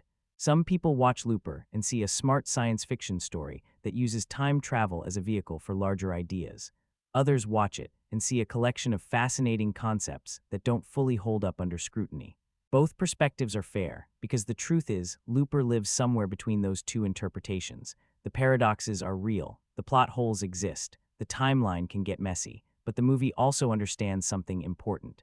Most people don't leave the theater thinking about equations. They leave thinking about decisions, about consequences, about what they would do if they had a chance to confront their future self. And that's where Looper tends to succeed, even when its logic doesn't. The science may be debatable. The emotional conflict rarely is. One of the reasons Looper stayed in people's minds long after they watched it is because the movie never settles into a predictable rhythm. Just when you think you've figured out what kind of story you're watching, it shifts, and then it shifts again. The opening portion feels like a futuristic crime thriller. You're learning about the Loopers, how the system works, and why Joe's life revolves around waiting in empty fields for strangers to appear out of thin air. At that point, it feels fairly straightforward. Well, as straightforward as a movie about time travel assassins can be. Then old Joe arrives. Suddenly the story becomes a chase. Then it becomes a mystery. Then it starts exploring questions about fate and changing the future. Then it introduces family dynamics that seem completely disconnected from the opening setup until you gradually realize they're actually central to everything. What's impressive is how much information the movie throws at the audience without becoming completely overwhelming. There's a lot happening here, different timelines, different versions of characters, future events influencing present decisions, new pieces of information constantly being revealed. In a lesser film, all of that could have become a confusing mess very quickly. Looper somehow manages to keep most viewers oriented, even when they don't fully understand every detail. Part of that comes from how the narrative unfolds. The movie doesn't reveal everything at once. Instead, it keeps layering information on top of what you've already learned. Every major development tends to reframe something that came before it. You think you understand old Joe's mission. Then you learn more. You think you understand the importance of certain characters. Then the story changes your perspective. You think you know where the film is heading. then it takes a turn that sends things in an entirely different direction. That's what gives Looper its sense of momentum. It's not relying solely on action scenes to keep the audience engaged. Curiosity becomes one of the film's most valuable tools. You keep watching because you want answers. Who exactly is the Rainmaker? How does the future connect to the present? What role does Sid actually play? Can the future be changed? And perhaps most importantly, which version of Joe is right? The movie is constantly feeding those questions. Now, to be fair, complexity and clarity aren't always the same thing. Some viewers absolutely love how layered the story is. They enjoy piecing together clues, connecting timelines, and figuring out how everything fits together. Others find parts of the narrative unnecessarily complicated. There are moments where Looper asks the audience to absorb a lot of information very quickly. If you miss a key detail or get distracted during an important explanation, you can find yourself scrambling to catch up. That's probably why some people describe the film as demanding. Not because it's impossible to understand, but because it expects your attention. This isn't really a movie you can casually half-watch while scrolling through your phone. The story requires engagement. And honestly, I think that's part of its appeal. It treats the audience like active participants rather than passive observers. At the same time, the film occasionally flirts with becoming too ambitious for its own good. There are so many ideas packed into the narrative that not all of them receive equal development. Some concepts feel fully explored. Others arrive, make an impression, and then move aside for the next revelation. You can almost feel the movie's excitement about its own ideas. Sometimes that's exhilarating. Sometimes it contributes to the feeling that Looper is juggling more than it can comfortably hold. But even when the structure becomes messy, it rarely becomes boring. That's an important distinction. I've seen plenty of science fiction films with simpler stories that left far less of an impression. Looper may occasionally overcomplicate things, but it does so because it's constantly trying to push the narrative somewhere unexpected, and that unpredictability becomes one of the movie's greatest strengths. You never feel completely certain about where the story is going. The film keeps revealing new layers, introducing new stakes, and changing the way you interpret what you've already seen. By the time everything finally comes together, you've experienced something that feels much larger than the relatively simple premise introduced at the beginning. That's not easy to pull off. The story starts with a hitman waiting for a target. It ends somewhere far more ambitious. Whether every piece fits perfectly is debatable, but the journey itself remains one of the most engaging aspects of the film. For a large portion of Looper, the most important character in the movie isn't even on screen. In fact, for a while, we're not entirely sure who that character is. All we have is a name, the Rainmaker, and somehow, that name manages to cast a shadow over almost everything that happens in the story. What's interesting is how little information the movie gives us at first. In a lot of sci-fi thrillers, the big villain gets introduced early. You know who they are, what they want, and why they're dangerous. Looper takes the opposite approach. The Rainmaker is more of a rumor than a person, a future crime boss, a mysterious figure who has completely changed the criminal world, someone powerful enough to start closing loops on a massive scale and terrifying enough that even hardened criminals speak about him with fear. That uncertainty immediately creates intrigue, because the audience starts asking questions long before the movie is ready to provide answers. Who is this person? Why are they so important? What happened in the future to allow them to rise to power? And why does old Joe become so obsessed with stopping them? The film cleverly uses the Rainmaker as both a plot device and a source of tension. Every major decision starts pointing back toward this unseen figure. Old Joe's entire mission revolves around preventing the Rainmaker from existing, while young Joe slowly finds himself dragged into the same mystery. The more the story unfolds, the more you realize the Rainmaker isn't simply a future villain. He's the key to everything. That's what makes the mystery effective. It's not there just to create suspense. It actively drives the narrative forward.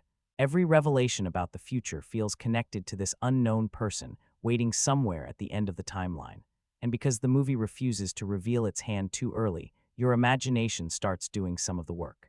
You begin picturing this unstoppable crime lord, this larger-than-life figure who somehow transformed the future into something darker and more violent. The longer the mystery lasts, the bigger the Rainmaker becomes in your mind.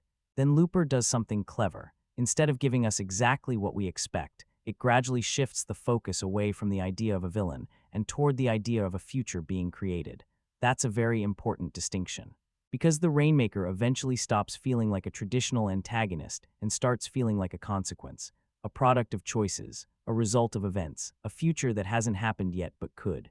And that's where the mystery becomes more interesting than a simple, who is the bad guy, storyline. The question evolves. It's no longer just about identity, it's about causality. It's about whether the future is fixed or whether it can still be changed. Every new piece of information forces both Joe and the audience to reevaluate what they think they know. The Rainmaker isn't merely someone to stop. The Rainmaker becomes a symbol of everything the film is trying to explore about fate, consequence, and responsibility. Of course, not everyone responds to the mystery in the same way. Some viewers love the gradual reveal and the uncertainty surrounding the character. They enjoy watching the puzzle come together piece by piece. Others feel the movie builds so much anticipation around the Rainmaker that the eventual answers can't completely live up to the mystery. That's a fair criticism. Any story that spends a long time building intrigue runs the risk of creating expectations that are almost impossible to satisfy. But even for those viewers, the Rainmaker serves an important purpose. The character keeps the audience engaged, keeps the story moving, keeps questions hanging in the air, and perhaps most importantly, forces every major character to confront the future they're helping create. By the time the mystery finally starts revealing itself, you realize something. The Rainmaker was never really just a person. The Rainmaker was the future itself, a future everyone is desperately trying to either prevent, protect, or understand. And that's what makes the mystery so effective. It's not just asking who the Rainmaker is. It's asking how the Rainmaker comes to exist in the first place. And that question turns out to be far more interesting. One of the biggest reasons Looper works as well as it does is that it never lets you get too comfortable. The movie is constantly moving, not necessarily in terms of action, although there's plenty of that, but in terms of information. Just when you think you've got a solid handle on where the story is heading, it introduces a new detail, reveals a hidden motivation, or completely changes the context of what you've already seen. And that's a huge part of the fun, because Looper isn't the kind of film that lays all of its cards on the table in the first 20 minutes. It likes holding things back. The opening gives you enough information to understand the rules of the world, but not enough to understand the full picture. You know who Joe is. You understand what a looper does. You understand the basic mechanics of closing the loop. But you don't really know where any of it is leading. Then old Joe escapes, and suddenly the movie becomes something else. The interesting thing is that each major reveal doesn't feel like it's there simply to shock the audience. A lot of movies mistake twists for storytelling. They throw surprises at you purely for the sake of surprise. Looper is usually smarter than that. Most of its revelations force you to reinterpret the story rather than simply react to it. You learn new information about old Joe's mission. You learn more about the future. You learn why certain characters matter. And with each new piece of the puzzle, the stakes shift. That's why the film remains engaging even during scenes where people are mostly talking. You're constantly processing information, trying to connect dots, trying to figure out where everything is headed. The Rainmaker storyline is a perfect example of this. At first, it sounds like a fairly standard future threat setup. There's a powerful figure causing chaos in the future, and old Joe wants to stop him. Simple enough. Except the movie keeps adding layers to that mystery. The answers don't arrive all at once. They arrive gradually, changing the meaning of previous scenes along the way, and then there are the twists involving Sid. Without spoiling the specifics too heavily, that's where the movie takes some of its boldest narrative risks. For some viewers, those developments are what elevate the film beyond a clever sci-fi thriller. For others, they're the moment where the story becomes a little too ambitious for its own good. Either way, they're memorable. And honestly, that's probably the key word when discussing Looper's twists: memorable. Years after watching the film, people may disagree about whether every reveal works, but they usually remember them. The movie doesn't rely on cheap shock value. It relies on recontextualization. That's a much harder thing to pull off. A good twist surprises you. A great twist makes you rethink everything that came before it. Looper has a few moments that come surprisingly close to achieving that. Another thing I appreciate is that the film rarely feels predictable. Now, some viewers did guess parts of the ending. Others saw certain revelations coming before they happened. That's inevitable with any mystery-driven story. But for most of its runtime, Looper keeps enough possibilities open that you're never completely certain about the destination. You're following the story rather than staying 10 steps ahead of it, and that's a valuable quality. Especially in science fiction, the genre often struggles with predictability because audiences become familiar with common tropes. Time travel stories, in particular, tend to recycle similar ideas over and over again. Looper manages to avoid that feeling for much of its runtime, not because every twist is revolutionary, but because the film is willing to combine ideas in unusual ways. Crime thriller, time travel puzzle, family drama. Psychological conflict. The movie keeps blending those elements together, which makes it difficult to anticipate exactly how everything will connect. Of course, unpredictability comes with a risk. The more surprises a story introduces, the easier it becomes for things to feel messy or overcomplicated. Some viewers absolutely feel that Looper crosses that line occasionally. There are moments where the film seems so excited about its next revelation that it barely pauses to explore the previous one. That's a fair criticism. But even then, I'd rather watch a movie that's occasionally too ambitious than one that's completely predictable. Looper consistently feels like it's trying to stay one step ahead of the audience. Sometimes it succeeds brilliantly, sometimes it stumbles, but it almost never becomes boring. And in a film built around time travel, fate, and changing the future, keeping the audience genuinely unsure about what's coming next is a pretty impressive achievement. It's funny because Looper is often remembered for its ideas first.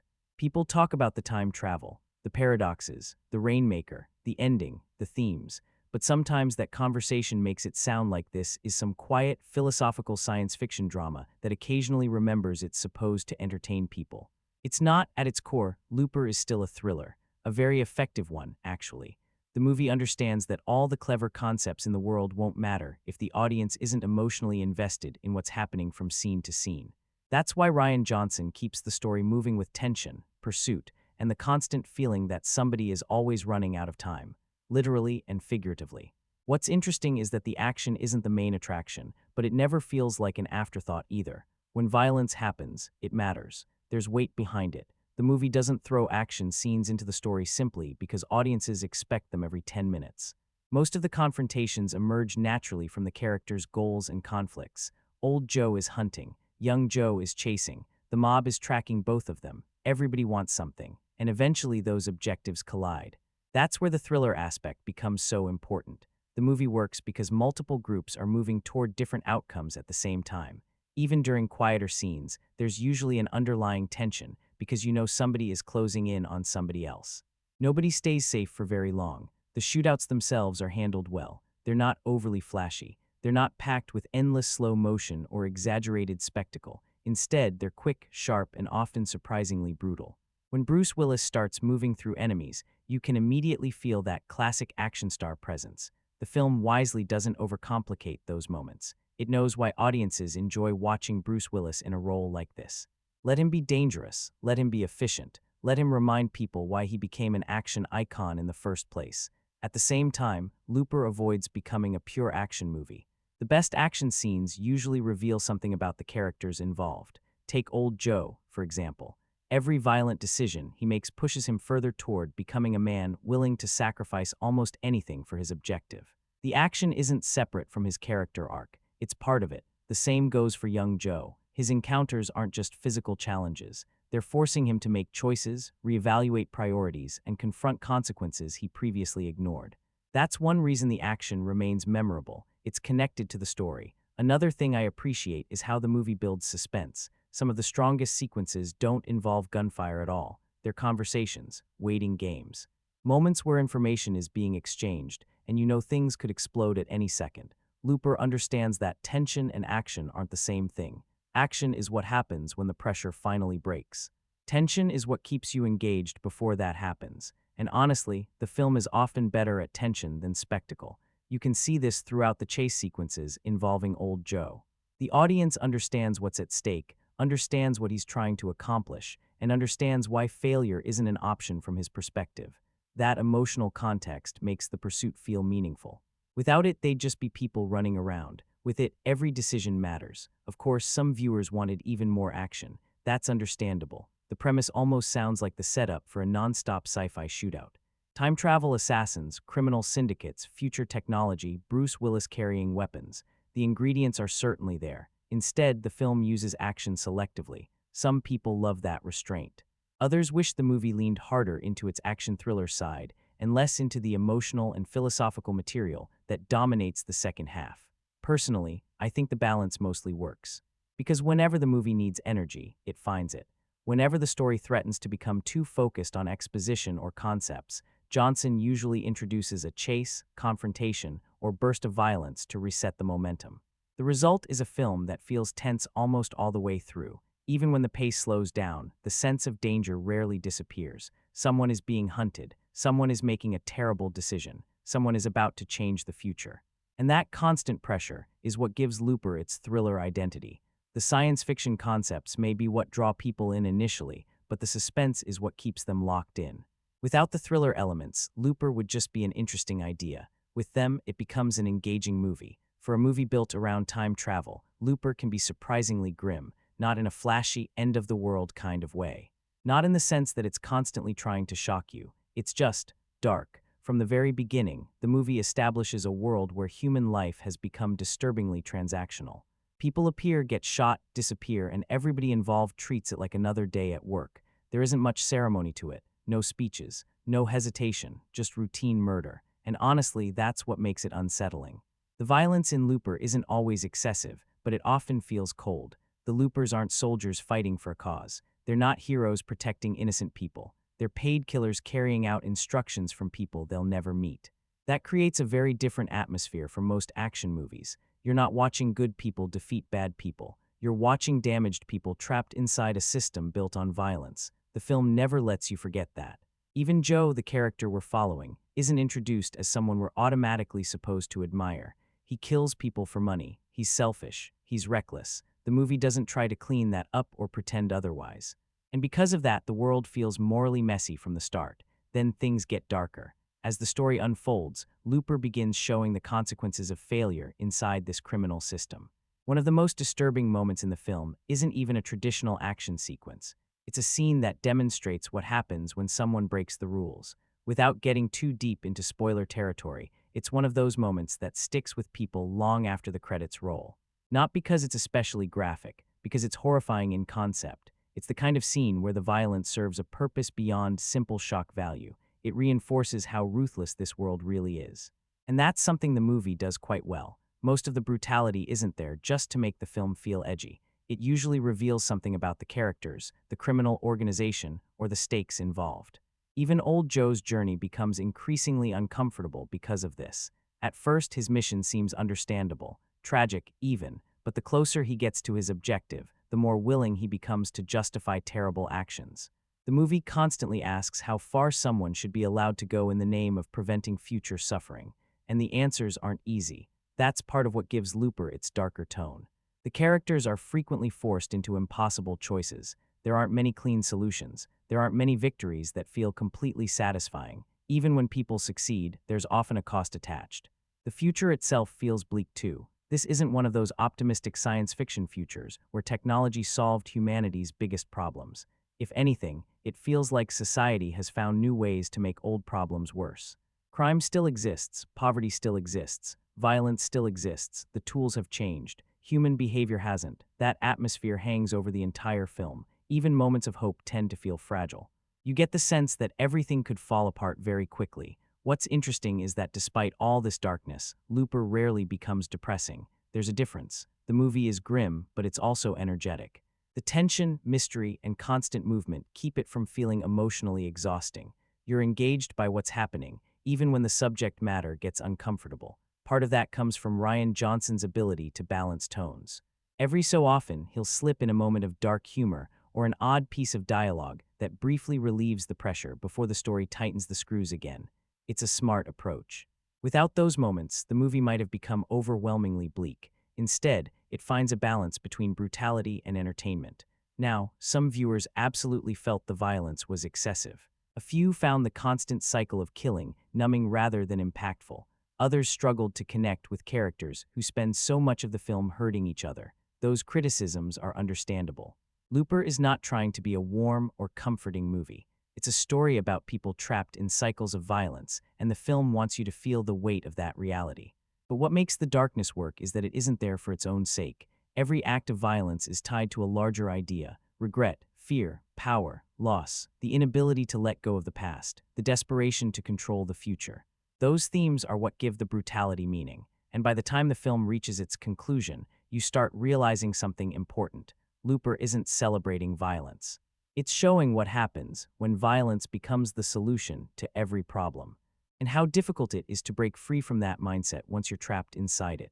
That's what gives the film its darker edge, not the body count, not the bloodshed, the realization that almost every tragedy in the story begins with someone believing that one more act of violence will finally fix everything. One thing that often gets overlooked when people talk about Looper is how weird the movie can be, and I mean that as a compliment. Because for all the discussions about time travel, paradoxes, assassins, and fate, there's a slightly strange personality running underneath the entire film. It never feels like a standard Hollywood sci-fi thriller.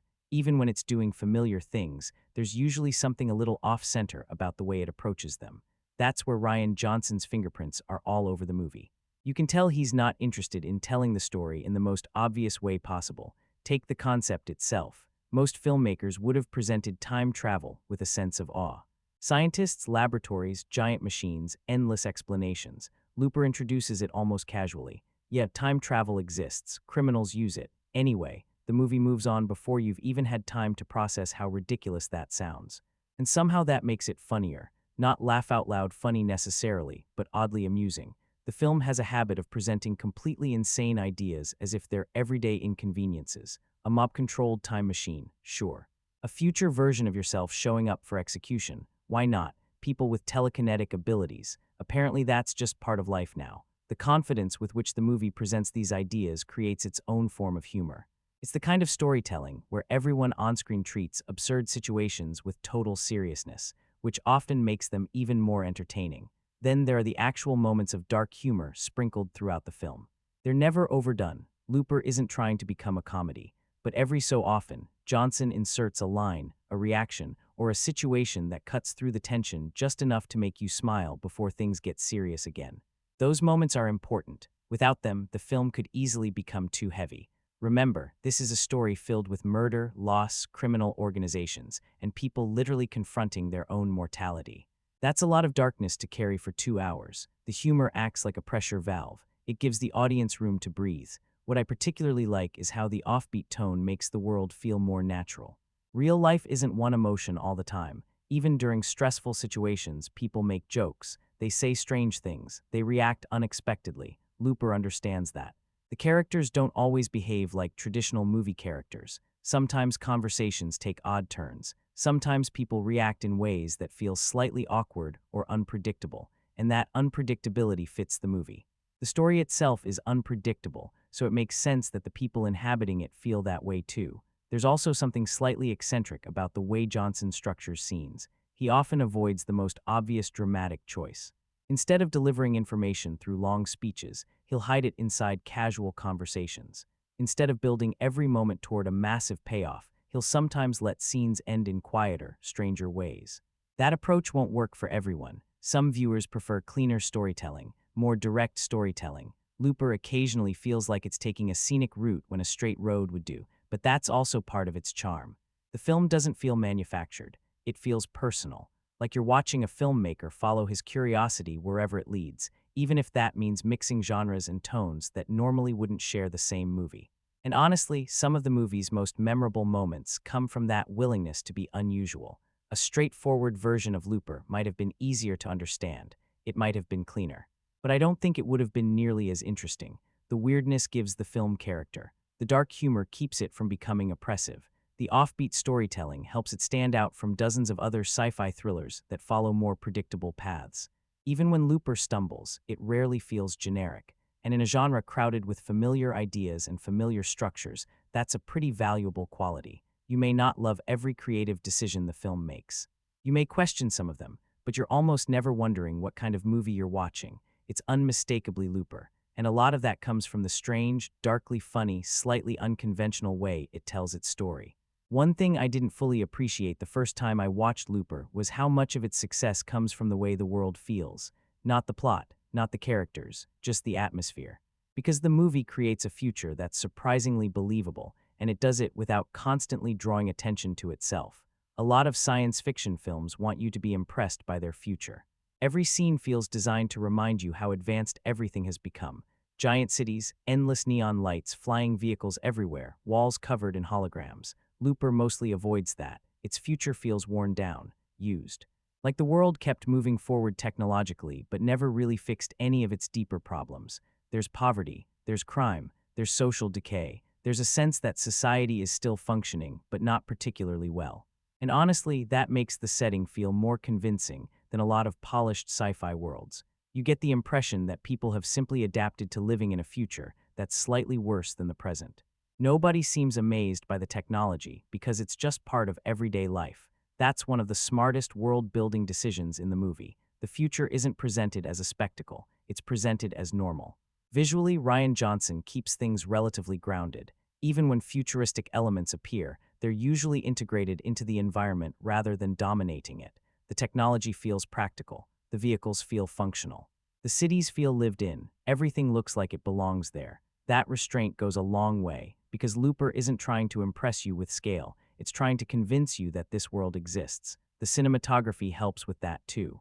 There's a roughness to the film's visual identity that matches the story.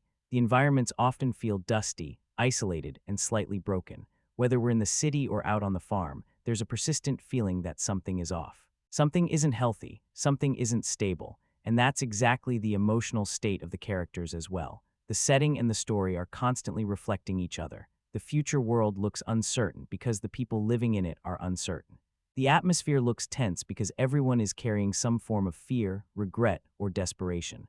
Now, when it comes to special effects, I actually think Looper shows a lot of restraint, and that's a good thing. This could have easily become a CGI-heavy spectacle. The premise certainly allows for it. Time travel, futuristic cities, telekinetic powers, and large-scale action scenes are all opportunities to flood the screen with visual effects. Instead, the movie uses them carefully. Most of the effects exist to support the story rather than dominate it. When something extraordinary happens, it feels significant because the film hasn't spent the previous 20 minutes throwing visual noise at the audience. The telekinetic sequences are a good example. For most of the movie, those abilities remain relatively subtle. Then when the story finally unleashes their full potential, the impact feels much stronger because the film has been holding back. The same principle applies to the future technology. Less becomes more. By showing restraint, the movie makes its biggest moments stand out. That doesn't mean every visual choice is perfect. A few viewers have pointed out that some scenes can feel a little dark visually. There are moments where the lighting becomes so moody that certain details get lost. It's not a major issue, but it's something that occasionally comes up when people discuss the film. Still, that's a relatively minor complaint compared to how much the overall aesthetic works, because Looper doesn't look like every other science fiction movie released around the same time. It has its own visual personality. You can take a random frame from the film and immediately recognize the world you're in. And honestly, that's harder to achieve than people realize. Many science fiction films spend huge amounts of money creating elaborate visuals, yet end up feeling interchangeable. Looper doesn't have that problem. Its world feels distinct, its atmosphere feels distinct, its tone feels distinct. Even when the story gets complicated, the visual presentation remains confident and consistent. And perhaps that's the biggest compliment I can give the film's style. The future in Looper isn't memorable because it's bigger than reality. It's memorable because it feels like reality took a wrong turn somewhere along the way. And that's far more interesting. One of the most interesting and most divisive things Looper does is completely change what kind of movie it seems to be halfway through. The first act sets up a very specific expectation. You've got time travel assassins, a criminal organization, a fugitive version of the protagonist, a future crime lord lurking somewhere in the timeline. Everything points toward a tense sci-fi crime thriller. And then the movie suddenly slows down, not completely, but enough that you immediately notice it. Instead of spending all its time in the criminal underworld, Looper gradually moves away from the city, away from the mob, and away from the mechanics of the Looper system. The story relocates to a farmhouse, and the focus shifts toward a mother and her child. The first time I watched the movie, I remember thinking, okay, where exactly is this going? Because it feels like the film is taking a detour. For a while, you're not entirely sure how these new characters fit into everything that came before. The pacing changes, the atmosphere changes, even the emotional focus changes, and that's where audience reactions really start to split. Some viewers love this section. Others wish the movie had stayed focused on the crime thriller storyline. Both reactions make sense. If you were most invested in the Looper system, the mob politics, and the cat-and-mouse chase between young Joe and old Joe, the farmhouse sequences can feel surprisingly quiet by comparison. The movie deliberately trades momentum for character development. That's a risky move, especially in a film that had been moving at a pretty fast pace up until that point. But here's the thing. The farmhouse material isn't actually a side story. It's the story. The film just takes its time revealing that. Everything involving Sarah and Sid gradually becomes more important than the criminal organization that seemed so central earlier. The mob starts feeling like background noise compared to the larger questions the movie is asking. Can someone escape their future? Can a child become something different from what the world expects? Can a cycle of violence be stopped before it begins? Those questions become the real focus of Looper, and they only work because the movie slows down long enough to explore them. Without these quieter sections, the ending wouldn't carry nearly as much emotional weight. That's why I think this shift is so important, even if it doesn't work for everyone.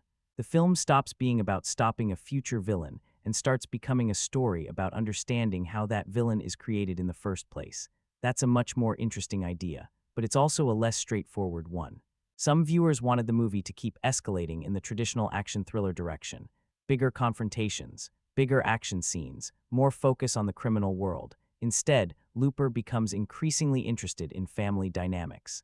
Parenting, responsibility, emotional scars, and how childhood experiences shape the people we eventually become.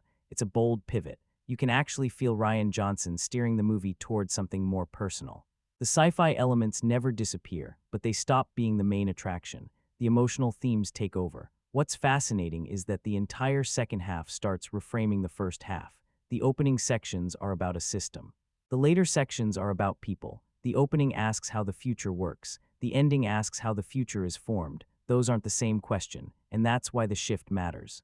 It transforms Looper from a clever science fiction premise into a story about choices, influence, and consequences. Now, does the transition always feel smooth? Not necessarily. There are moments where you can feel the gears changing. Some viewers describe the middle portion as a slowdown or a recalibration. Others see it as the point where the movie finally finds its emotional core. Personally, I think it's a little bit of both. The pace undeniably changes. But the movie gains something valuable in return: depth, because by the time the final act arrives, the audience isn't just wondering whether Joe will succeed. They're wondering what success even means. And that's a much stronger question than simply asking who wins the chase. The shift from crime thriller to family drama won't work for everyone, but it's one of the biggest reasons Looper remains memorable. Lots of movies start with a great premise. Far fewer are willing to completely change direction in pursuit of something more meaningful.